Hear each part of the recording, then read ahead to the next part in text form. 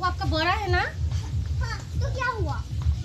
चुप करो मैं बोल रही हूँ। करे हाँ चुप करो मेरे बोलना क्लोज कर दो कैमरा एक्शन ठीक है ओके चुप करो और जाए तुम चुप कर मैं बोल रही हूँ।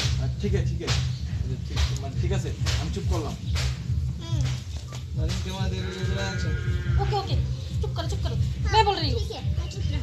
আসলে আপু ও তো ছোট মানুষ। চল कैमरा एक्शन